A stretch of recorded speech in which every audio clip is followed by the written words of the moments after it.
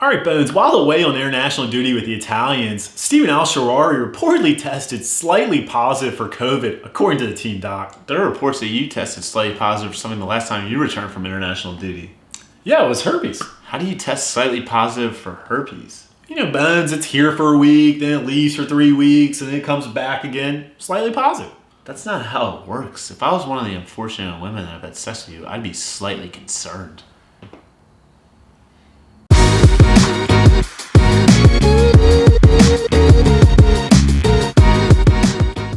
All right, I'm Wolfey. I'm here with Bones, former professional footballer, former professional athlete, That's right. turned avid football fan. Yeah. If you guys like everything football related, if you're looking for more content to watch, make sure you hit the subscribe button. Give us a follow on all of our social media platforms. We're on Instagram, Twitter, all those things. So we appreciate a follow. So Bones, let's get right into it. It is a bad time to be a Manchester United supporter, fan, player, coach, whatever, anything associated with Manchester United is not a good time. After getting embarrassed last weekend by rivals Tottenham, then we go into the international break. Manchester United players are not faring any better on international break. Harry Maguire giving up a penalty, getting red carded as well, getting sent off against Denmark. I don't know if he gave up a penalty, but he got 2 yellows in the first 30 minutes. 2 yellows in the first 30, getting sent off against Denmark. Not a good look for Harry Maguire in a year that he's already struggled with Manchester United. Doesn't seem to fare much better for England as well. Or in Greece. Or in dating all the way back to Greece. Yeah. Mason Greenwood, though, making out with Icelandic models. The hippie crack. Hitting whippets. Which, I didn't know the English called whippets hippie crack. But I like it. I like that. Yeah. So, all things being said, pretty successful year for Mason Greenwood. Yeah, he'd be great in the States. He'd be like Lil Xan. Remember when you went through your Lil Xan phase? I love Lil Xan. So, not great for Manchester United supporters. Except for Rashford's been great too. I mean, he's getting all these awards, acclimates. Yeah, but he can't score. So I mean, what's more important, scoring goals for Man U or helping kids? Scoring goals for Man U. I'm gonna answer my own question. Okay. So, all right. So not going well on the field. Then seems like off the field everything's coming together for the lads. It really is. Yeah. So okay. So Bones, my question though is, and sticking with only on the field. What is wrong with Manchester United? I guess, how do they fix it? Can they fix it? What do you got? You know I'm a big marketing strategy corporation type guy, right? Yeah, I've always pegged you as that. Yeah, I'm very successful. You can tell by this house. So I think you start with the top, right? Ed Woodward, or as I like to call him, E-Dub. Just the transfer. We can talk about this ad nauseum. And let's do that.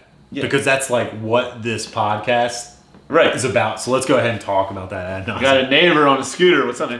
But I hate when people say at nauseum and they think they're smart. It's actually AD. Let's get to it. Okay, all right. So you look at the transfer market, absolutely embarrassed, mostly by Dortmund, over and over and over. And I would start with the Sancho thing. And this is my podcast, so I'll start there. I would have paid anything to get Jadon Sancho on the team. I don't care if Dortmund is 120, and then they tried to bluff with Bale. That was a disaster. And just missed out on Target after Target, the Haaland saga last year. And then they end up with a 15-year-old from Atalanta and some shitty left back from La Liga. You like that? He's from the left back, Alex Telles, is from Porto. That's in Portugal. Yeah, it's beautiful there. The teenager from Atalanta, 18 years old. Not 15. I believe that violates some child labor laws if he was 15. Yeah. So 18-year-olds. But yes, getting back to the E-Dub, Ed Woodward. Yeah, Ed Woodward in charge of the transfer policy, or really nobody can figure out what the transfer policy is. No. Seems to be completely lacking, disjointed. Something's wrong. We look this year, especially, I think you can highlight the fact that they really didn't get only transfer for them, Donny van de Beek, coming over from Ajax. And a position they didn't need. Yeah, and really kind of a weird transfer for them, buying Donny van de Beek, who really plays in more of a number 8 position or a number 10 in midfield. not places where they need help. You have Bruno, who's their player of the year. You have Paul Pogba, who maybe is not producing like a top 10 player in the world, but is a top 10 talent in the world for sure. They need somebody who can get the best out of him. So really, Manchester United, only place in that kind of center of the park where they needed help was the number 6. Fred does not seem to be the answer. Matic is getting up there. He's definitely not the long-term answer. And they paid what for Fred? Paid like $69 million for Fred. And I'd like to do a Ghost of Christmas Past redo. So conference, because I just came to me as things often do, as I'm very intelligent. The Haaland saga came out this week that actually he was okay with going to Man U, and they were like stuck on these tiny stipulations about like a release clause and other things. It seems to be what Ed Woodward keeps getting hung up on. Yeah. The Atalanta front office has come out and talked about how long it took. They were negotiating for that teenager for over a year. So the fact that they had to do that for an 18-year-old really just crazy to me. But rumors are they could have had Haaland for like $20 million. Yeah, probably at that point. Yeah, and then he'd either stay there or you could have sold him for $100 million, and now he's just scoring goals every day. I mean, it's unbelievable. Scoring for fun. Yeah. So you look at Ed Woodward. You look at the guys who they have brought in. We talked about Van de Beek. They did get the Alex Tellez, and that one seems to make sense.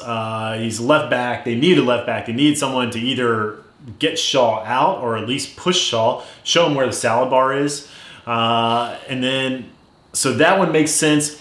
But really, you look at like positions of need. Lindelof is not the answer at right center back. Frankly, they're playing Maguire out of position at left center back. They could have gone and gotten a guy like Upamecano from Red Bull Leipzig, 23-year-old. I believe there's something about his buyout clause is only like 40-some million. Yeah.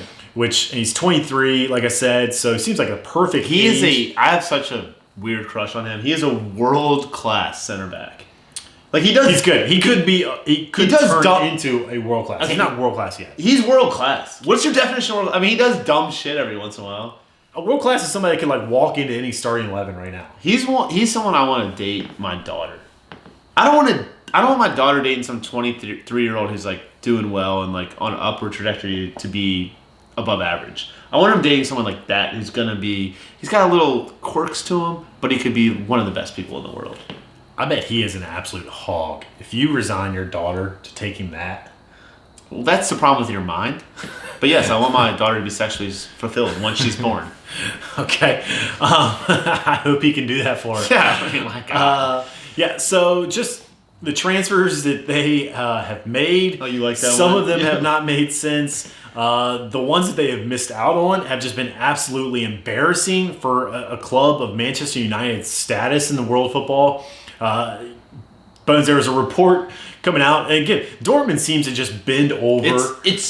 And Manchester United. I know we're an EPL podcast, and I know no one cares about Dortmund. But what they are doing to Manchester United should not be broadcast on television. Yeah, it's almost so. You should have to pay for a subscription. Yeah, so ESPN FC came out with a report not too long ago that said Manchester United, a couple of representatives from Manchester United, approached Borussia Dortmund for the loan of Nico Schultz from Dortmund, who, if you guys don't know Nico Schultz, you shouldn't know Nico Schultz. He's like the third-string left back for Dortmund. He's a 27-year-old third-string left back for Borussia Dortmund who came in one game this year when they were up 4-0 in the 84th minute. Yeah, he's gotten about 6 minutes under his belt. Anyways, apparently the report states that Manchester United was willing to pay £1 million, I think £1 million for the loan for this season. Right. Again, with an option to buy in that contract as well. And the Borussia Dortmund brass was so taken aback by it and surprised that they asked for the credentials. They needed to check the credentials. Right. They were like, what is going on? Why do they want this guy? Yeah, I mean, they were clearly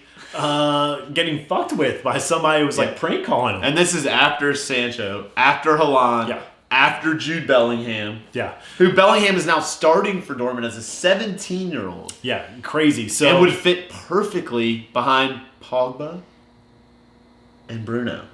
Put Bellingham right there. I mean, he kind of plays as an 8 more. I mean, I'm just saying, if you could have got him for like $5 to $10 million. I mean, there's someone you want on your squad. He's on the England national team. My God. Yeah, he's certainly. I mean, English guy. You can play Hey Jude every time he comes out. All the English people get happy. They start knocking teeth together the ones they have left. So, anyways, incredibly embarrassing offseason for Manchester United. And the thing is, we talk about their transfers.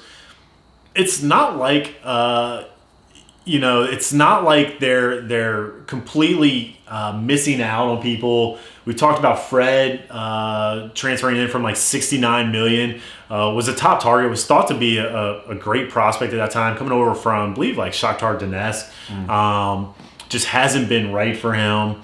But then, settling for guys like Cavani, who was clearly just like an afterthought, and it was like a last-ditch effort to try to save some face. And they really only had to go after him because Ighalo, his loan is up, so he's like shipping back to China. The fact that they even brought him in the first place is shocking for a club of Manchester United status. And they can't get anyone in better than that. And if you got for my corporate ladder, I go management's number one, and then players are number two. So they still have some talented players. So is it anything on the players, or is it all the management? And then we'll talk about Ole later. No, I mean clearly. Again, I think the well is completely poisoned from top to bottom. I think it's like the Ring. Like some like demented 10-year-old's gonna climb out and maybe kill everybody. What? No. Have you ever seen The Ring? I have. Well, she comes out of a well. I did not know that. Okay. You haven't seen The Ring. I mean, I'm not like a huge Ring fan. It's the most memorable part of the movie. It's not a very memorable movie. Anyways, yeah. So the players clearly deserve some blame, but like I said, the well is poisoned from top to bottom. But you look at guys, we talked about Pogba already, really not living up to his ability level. Guys like Rashford, Martial. There's reports that Bruno had some like texts with one of his buddies. WhatsApp over there. WhatsApp, was uncovered that he was kind of shitting on some of his teammates. He didn't name any individually, but said there was a lot of guys in the locker room who don't really care, feel like they've already made it, aren't pushing themselves. Feel like he's kind of talking to Martial with that. Maybe Pogba. Is two French players too many? Maybe Pogba. Maybe. Yeah. So clearly there's something wrong there. Maguire just doesn't seem like he's a great fit as club captain. We've seen the interaction with him on the Martial red card against Tottenham. And as two former professional athletes, it's hard. Like, Maguire seems like he's very, like, type A and very abrasive. And we all know when you're on clubs like that, when someone's that abrasive and type A and not performing, it's really hard to respect them. So I feel like they've just kind of fallen apart, which leads us, Stevie, see what I did there, to Ole. Yeah, I'm not sure I'm ready to like get past the players. Okay, well, keep moving. Yes, your podcast, man. I'm just here to support. Yeah, I just don't think. I think they deserve some blame. But we look at Pogba is the one. He was a big money transfer. He was, I believe, the most expensive transfer in English Premier League history at the time. He came over for like $89 million from Juventus. But he catches a lot of heat. One, because he kind of has that celebrity flamboyant lifestyle. Yeah. But two, he just, quite frankly, hasn't lived up to it. And now we can probably get into Ole. And quite frankly, I blame a lot of that on Solskjaer, even though Jose didn't really get the best out of him either. But I'll blame Ole for this. It's not like Manchester United hasn't spent money. Maybe they haven't spent it wisely. But over the last 5 years, only Manchester City has outspent them net-wise. They've spent, Manchester United over the last 5 years, net has spent close to like $500 million. Manchester City's right around like $600 million. You understand net, Bones? Proceeds minus sales equals net. Yeah, okay. Yeah. All right. So that draws me to but Ole's not getting who he wants. It could be. Like even if you just had Haaland, that could be completely different. It could be a completely different season. And then not getting Sancho. I mean, my God. I mean, I know he has some players, and he has to be able to be better defensively than what they're doing. I was going to say, I have no doubt that he's not getting the guys that he wants. I mean, clearly, he wanted some players this offseason. They went out and got Dick. But The fact you just go back to the Brighton and Hove match. Yeah. Like, clearly Manchester United is more talented than Brighton and Hove. Yeah, it's not even close. What about Mapuai? But I love my boy Neil. But all right, outside of Neil, clearly they are more talented. But if you watch that match, Brighton and Hove had them chasing shadows the whole match. Hit the bar like 5 times. I really should have won that match. Just completely outplayed Manchester United and Graham Potter. You could tell you could watch both teams play, and there was a clear identity of what Brighton and Hove wanted to do, and there was zero ideas. There was zero recognition of what Manchester United wanted to do. Yeah, it's even more embarrassing that Graham Potter's still smoking weed every night and listening to Oasis, and Ole's still studying. Potter's just knocking around the pitch. Yeah, I mean, it's a wonderwall for Potter. I mean, he's got to do something with his hair. Are you thinking like draw something up on the tactical board with his hair? No, I mean, he looks like a joke. He looks like he's at the Brighton and Hove beaches. But back to your point, Wolfie. Yeah, but I mean, so you just look at that, and you watch what Pogba was asked to do the match. Essentially, just sit back, fucking chase around Neil Mapuai and the boys for 90 minutes. Like, if I'm Pogba, I don't want to fucking do that. I'm a $90 million player, and you're asking me to just chase around some schmuck from Brighton and Hove while, like, your just job is to win the ball back, get it to Bruno as quickly as possible, pass it to the Italians, get it to Bruno as quickly as possible, who then is just trying to free Rashford, Martial, or Greenwood on a counterattack. That was it. Like, the rest, they attack with those 4, sit back with the other 6. If I'm Pogba too, I'm saying, fuck off, I'm not doing this. All right, so we've brought up a lot of problems. Stevie, as the expert, what's the solution here? Do I we need need to get rid of Ole? Do we need to get rid of Woodward? I think you have to clean house, right? If we talked about the well is poisoned from top to bottom, I think Ed Woodward has to go, or at least his role has to change in some way. He can't be in charge of the transfers. Somebody needs to be brought in to take his place. Do you think Sir Alex serves as like a Joe Biden type? Like, just get him to salvage things for 6 months before we kill him and then bring someone else in? We're going to be on, like, FBI radar now. I just think that's like if they hired Sir Alex for like 6 months, everyone would be behind him, and then he could hire someone else. That's all I'm saying. Everyone still worships him. Well, it wasn't all you were saying. You said something about we're going to kill him. Yeah, I mean, just faking illness is more what I meant. Okay. Like when Biden comes down with SARS in 6 months, we all know what's going on. Like a Dave type situation. Yeah, it's exactly like a Dave type situation. All right. I don't know if Sir Alex has really a role other than being kind of like an ambassador for Manchester United. You gotta ask tough questions. But clearly they need to do something. Get rid of Ed Woodward. They need to have the cash available. I don't know if it's a COVID thing, but again, they were willing to spend like $90 million on Jadon Sancho, and they weren't even able to spend that money. And you can use all the Tobin Heath jersey sales. And Christian Press. And to get that money to Jadon Sancho. Yeah. I'm sure all the feminists will love that. For 3 days, they outsold all the Man U jerseys. Like, who the fuck's buying the Maguire jersey? Using women's jersey sales to fund the men's transfers. Yeah, let's do it. Wow. Yes, we can. Oh, Jesus Christ. Yeah, so, anyways, clearly they need to get rid of Ed Woodward. I also think I don't think Ole's the guy. You look right across at Chelsea, and we look at the pull. Granted, they've had the money backing them, but you look at the pull of somebody like Frank Lampard has, and you just compare that to Ole. Something's wrong there. No, that's funny. I said that last episode, and you argue with me, but okay. No, it doesn't mean that Lampard's going to win them the Champions League. But there's something. There is something about that. But the pull is important. Yes, it's like John. Like I just said, John Calipari. That's who Lampard is. 100%. There is something. Lampard deserves credit. If John Calipari's son was starting as Mason Mount. Although I didn't get that analogy, but because I'm just saying, like, I love Lampard except for Mason Mount. Okay. But I've been getting a lot of heat on Twitter, honestly. People love Mason Mount, some people. They say he's tactically brilliant and all that stuff. I don't understand that. Okay. Anyways, that's a discussion. I hope Mason Mount ends up at Man U and saves them. But you look at Ole, not only tactically, getting taught lessons by Graham Potter, but even recruitment-wise, doesn't have the same pull as like a Frank Lampard. You're one of your biggest rivals right now. So I think Ole has to go. He doesn't have a thing. Like, Mourinho's an asshole. Like, he has to have some kind of... he's like a substitute teacher. You just want to punch him. Yeah. And then finally, I think I would hope that maybe won't solve if you bring in a new manager or new management.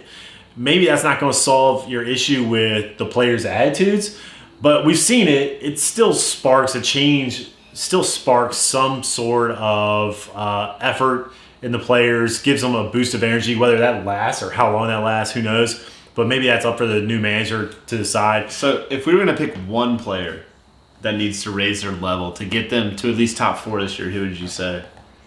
I mean, I don't think there's one player that's going to be able to raise their level and all of a sudden that they're You don't think if Maguire picked it up, or Pogba? Or no, because if Martial started scoring? They just have more So you're saying there's no way they can finish top 4 this year? No, if more than one picked it up, then yes. But there's not one player that you can point your finger at and be like, he's the fucking reason they're not in the top 4. Okay. Yeah. All right. So I do. If you had to go with the 2 though, I think De Gea needs to be better. Even though I don't think he's been like necessarily bad this season, but he was awful the end of last year. But De Gea, your big name guys have to produce like. So big name all right, here's players. another question: do they finish top 4? No. Okay. No, I think if you look right now, even though Manchester City has struggled recently as well, but I think you look, Liverpool got absolutely trounced. But I don't think there's any question that Liverpool is better than they are right now. Manchester City is better than they are right now. Tottenham is better than they are right now. Everton is better than they are right now. Arsenal is better than they are right now. You think Arsenal's better than Man U?